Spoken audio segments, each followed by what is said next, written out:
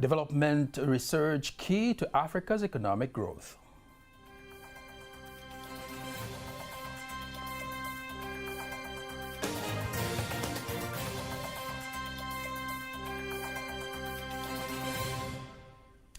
Good evening, I am Nasa Kingu. Just a reminder, you can also follow us live via our YouTube channel, TVC Online, and also get all the latest through our Instagram, Facebook, and Twitter pages, all at TVC Online. The Minister of Finance and Planning, Dr. Mwigulu Nchemba, has presented the national budget for the year 2023-2024 in the Parliament earlier today, proposing a total budget of 44.3 trillion Tanzanian shillings. Among other things, the budget focuses on creating a better environment for business and reducing various taxes to cope with the current economic situation. Here's a report prepared by Milika Andrew, read by Abasia Ringo. The Finance and Planning Minister on his way to the Parliament to present national budget for the year 2023-2024.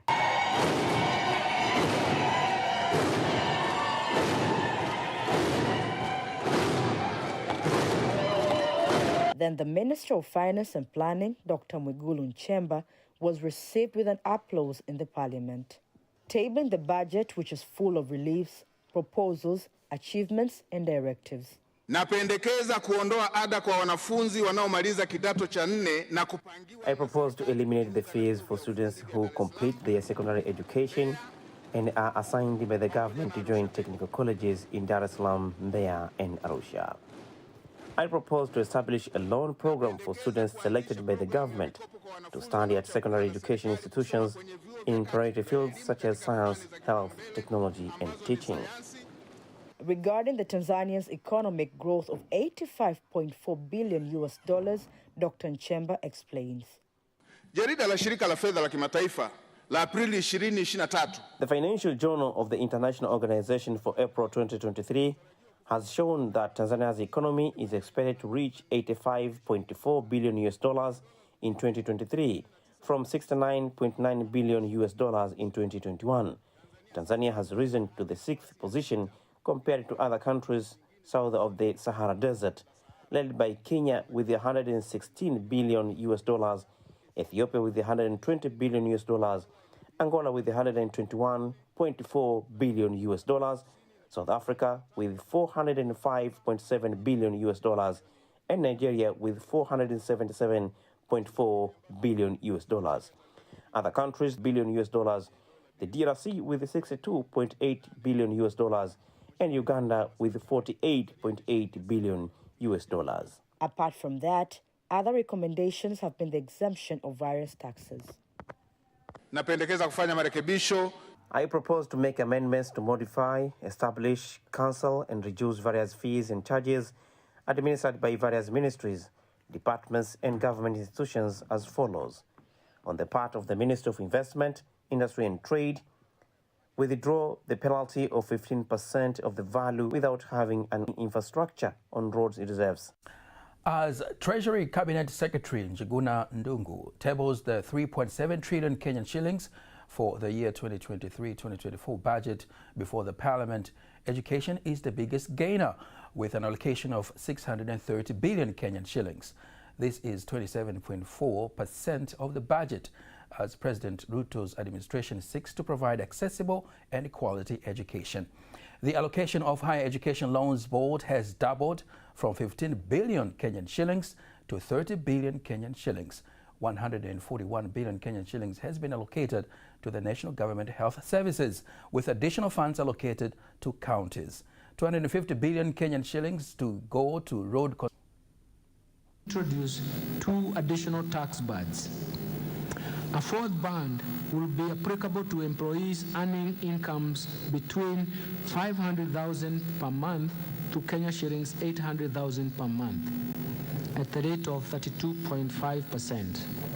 Earning incomes above 800,000 per month at the rate of shillings to support entrepreneurship, while the budget also provides funds to double the number of interns employed by the Public Service Commission. This is the first budget of President Ruto's administration. Minister of Finance in Uganda, Matia Kasaija, has tabled the budget of Uganda for the year 2023-2024, saying Uganda's economy is projected to grow at 6% in the next financial year, that is 2023-2024. Presenting the budget at Kololo Grounds, Kasaija says over the next 5 years, the economy is projected to grow at an average of 6.5 to 7% per year. He says the budget aims at achieving the completion of key public investments, improving revenue mobilization and effectiveness through rationalization of public expenditure, payroll audit, among others. Speaking after the budget presentation from Uganda's State House, President Yoweri Museveni says the economy of the country has grown. President Dr. Samia Suluhu Hassan has concluded her 3-day working visit in the Mwanza region, where she inspected the progress of various strategic projects implemented in the region. Mwanza region experiences implementation of a number of strategic projects that affect the lives of more than 18 million people, which is almost 1/3 of the country's population. Here is a report prepared by Moses Matthew, read by Ahmed Salem. Mwanza is a region that benefits the most from the current strategic, the Kigonga Assistance and other development projects. As you have witnessed, the reception was great in the Mwanza region. Whenever she went, the people received her well, mainly because of the way she visited the local projects. Musungu residents are very happy, and we will have a dry port and a large passenger and cargo station, so it opens up business opportunities.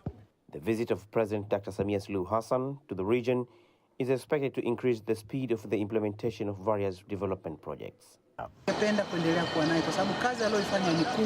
The work she did is great. There are many places she did not visit, but she has given a lot of money, such as for the Nyamogoro and Nyegezi Stand district hospitals. So we, the residents of Mwanza, are proud of our female president who is in charge of the declarations she makes. The resumption of the construction projects of the Mwanza Tourist Hotel that was put on hold for 7 years aims to stimulate tourism and development not only in the Mwanza region, but also the economy of the Lake Zone region. The presence of the hotel that will become a 5-star will increase the number of hotels because it will become a modern one, which will stimulate tourism. The hotel, which will be a 5-star status, will boost economic and businesses. They will prefer to come here over other places, which will be a good thing for the city of Mwanza and the nation as a whole, because we will get a lot of money from the investors who will come to this hotel. The main issue that President Dr. Samia Suluhu Hassan has emphasized on during her visit was her promise to unite Tanzania to continue to be one, insisting all citizens to continue to work hard for the betterment of the region. From Mwanza region, now we go all the way to Dodoma, where the Vice President, Dr. Philip Mpango, says the government acknowledges continued support from the Korean government to various sectors, including health, education, water, and infrastructure, since the beginning of the diplomatic relations between the two countries. The Vice President made the statement when he met and held talks with the head of the Korean Maritime Institute, Dr. Kim Jong, in Dodoma earlier today. Aparcia Ringo has more details. The Vice President, Dr. Philip Mpango, says Tanzania will continue to cooperate with Korea by strengthening commercial and investment cooperation as well as the blue economy. As a government, we are very happy with the cooperation between our two friendly countries. And we have many examples. You have been supporting us in health, roads and bridges, education as well, water, and we really appreciate that. Dr. Mpango thanks the Korean government for giving Tanzania the opportunity to host the Korea-Africa Fisheries Forum, KORAFF, which was held in Zanzibar. He added that Tanzania is one of the few countries in the world endowed with an estimated sea area of 24 kilometers and a free economic zone of about 223,000 square kilometers, which increases the scope of maritime economic activities. I can assure there is a lot of potential. But number one, we need the technology. We need capacity building for our experts. We need the exchange of programs so that our experts can come to the Republic of Korea and learn and see what you have been able to achieve.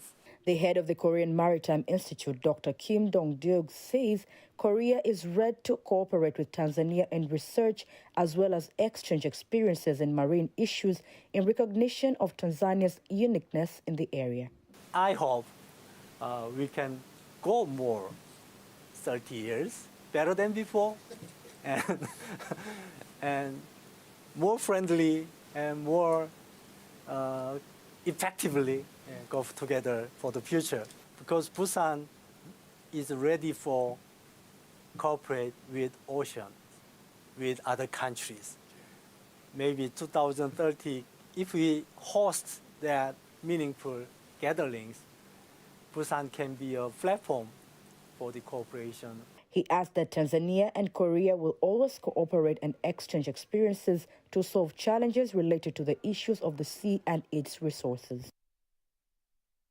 President of Zanzibar, Dr. Hussein Ali Mwinyi, says his government in the new budget of the financial year 2023-2024 will provide the Zanzibar Electoral Commission, ZEC, with a new modern building to resemble its status at national and district levels. Dr. Mwinyi made the pledge to the delegation of the Commission at the State House in Zanzibar, where they made a visit to the President to mark its completion of 5 years of service. Ahmed Salim has more details. President of Zanzibar, Dr. Hussein Ali Mwinyi, promises to work on the challenges faced by the Commission, including improving the working conditions and wages of the Commission. Promise that we will give the Commission get a new and modern building, including offices in the Pemba region with appropriate status at the district level. Regarding the shortage of the work tools, including cars, this is what we are planning as a government. Soon we will get enough vehicles.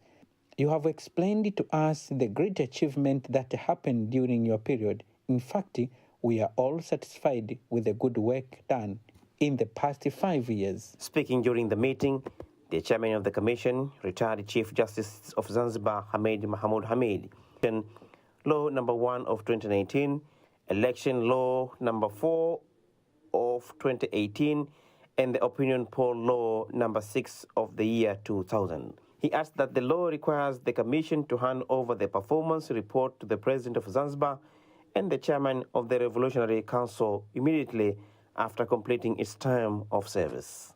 Honorable President, in his 5-year period, among many other things that the Commission has successfully implemented, we would like to mention the following. We prepared and managed to general election of 2020 using funds that came from central government. We implemented the principles of democracy, including the use of IT and the participation of stakeholders in election matters. We prepared the new structure for the Commission's office, the structure of the Commission service, and the structure of the salary, which has... This 5 years term of service was previously established in June 20th, 2018, led by the chairman and 6 other members.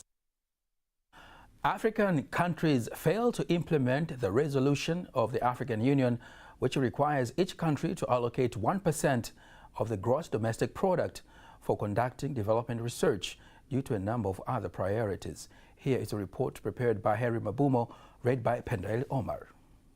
Speaking at the National Conference on Science, Technology and Creativity, the Director General of the Tanzania Commission for Science and Technology, COSTECH, Dr. Amos Nungu, mentions some of the countries that have reached the targeted. Tanzania walituweka kwenye 0.54. Tanzania is at 0.54% of government's contribution to research.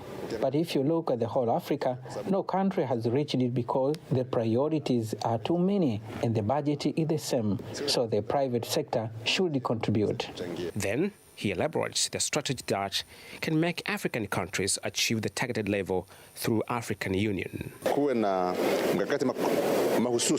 There should be a specific strategy so that either our factories have joint ventures with universities or each factory has a research department so we can keep up with our colleagues. Which mostly interest donors and not the African countries. Tunategemea sana labda hii ya serikali asilimia 0.5 ambayo haitoshi. If the government gives us money, then our agenda will focus on the development of the country and its priorities. Tunashirikiana sana na taasisi nyingi za watu binafsi. We also collaborate with many private institutions, and Tanzania has the only channel led by TBC and paid for the Ministry of Natural Resources and Tourism specifically for environment is also on the list here. Experts insist that research is one of the important pillars for sustainable development for African countries and will fasten the speed to achieve the fourth industrial revolutions.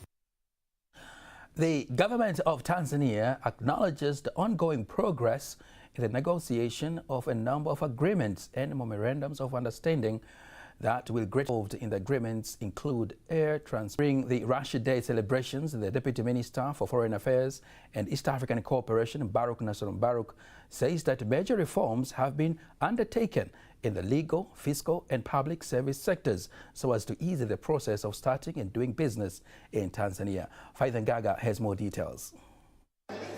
I am here at the Russian Cultural Center in Dar es Salaam, Tanzania for Russia Day celebrations. But Russia Day is a relatively new holiday for Russia after the 90s.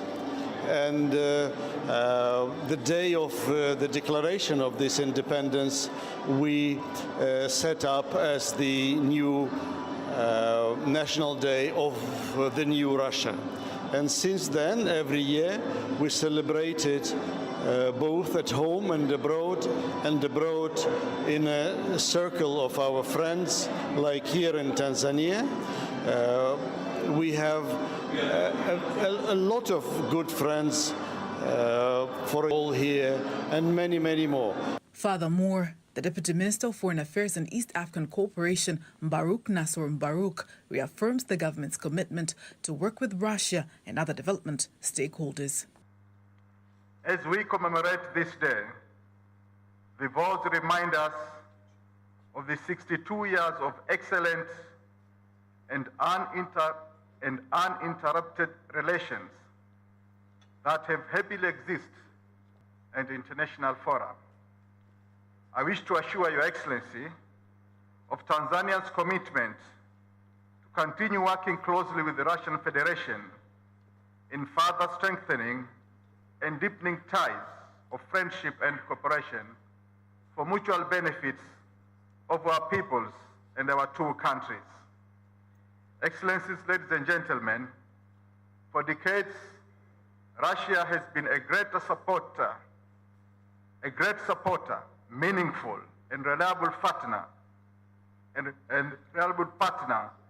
to socio-economic, technological, and political development in Tanzania. With the signing of intergovernmental agreement to establish a joint intergovernmental commission on trade and economic cooperation, the two countries are placed at a better position to considerable strengthen trade and investment ties for mutual benefits of both countries. The Director General of the Tanzania Coffee Board, Primus Kimario, here elaborates on the importance of such bilateral ties to the nourishment of trade in the country. Russia has been a very important part in our country because it's a new market for our coffee, and we are here to foster the relationship such that much of our coffees will also be exported to Russia. Faith Ngaga, TBC News. Thank you very much, Faith Ngaga. Before we wind up our local news tonight, let us now have a look at today's exchange rates according to the Bank of Tanzania, BOT.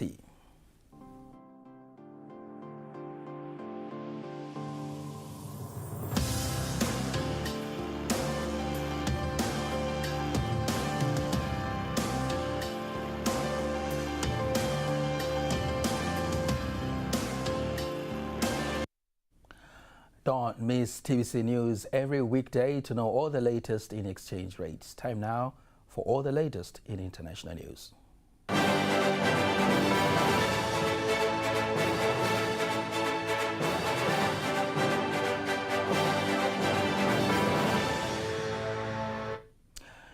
And here is international news as compiled by Dorothy Murray and read by Apasia Ringo.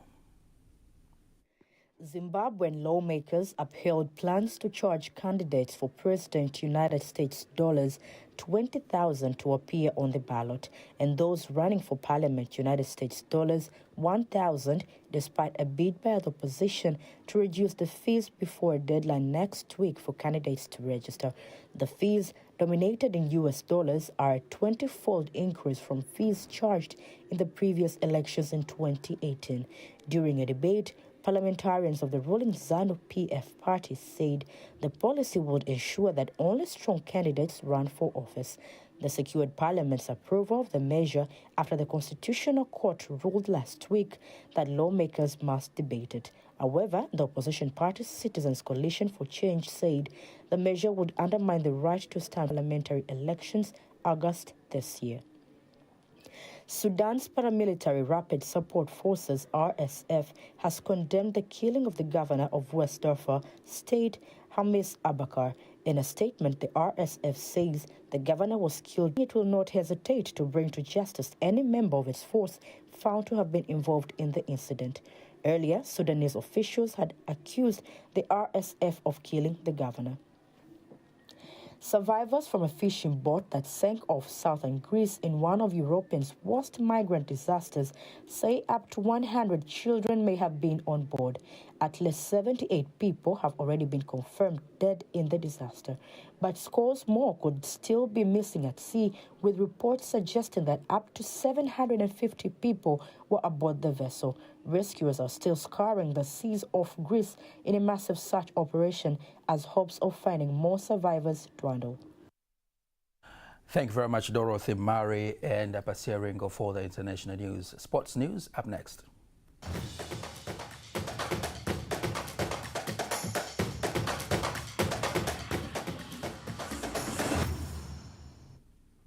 And now in sports news, Tanzania national team towards Sunday's game against Niger target to boost the fighting spirit of the players before the crucial match of the AFCON qualifiers.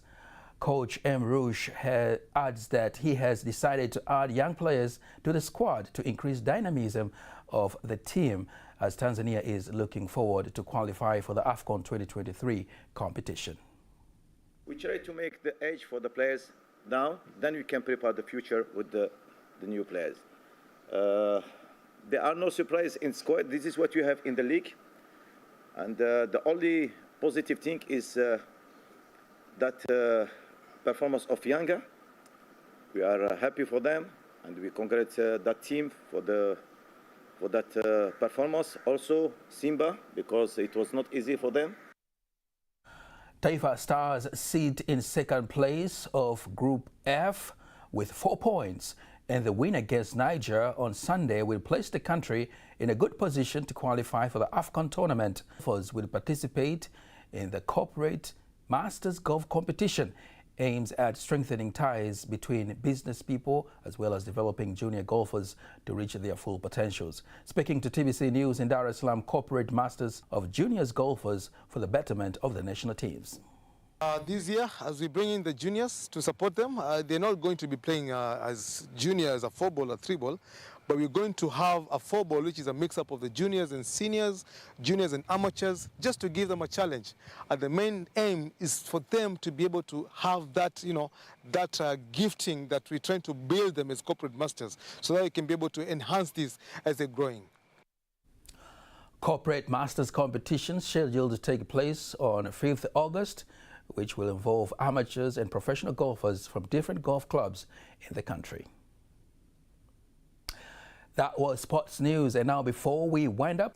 Good evening to everyone. Starting with the atmospheric system, we have rainfall signals which indicate reduction of rainfall over most parts of our country. And for tonight, we expect most part of our country to feature partly cloudy condition. We also expect persistence of cooling condition over most parts of our country, while the lowest minimum temperature is expected to be 7 degrees Celsius over Mbeya region. And for tomorrow, it is our expectation that areas of Mara and Mwanza are expected to feature partly cloudy condition, thunder showers over a few areas. The remaining part of the country for tomorrow is expected to feature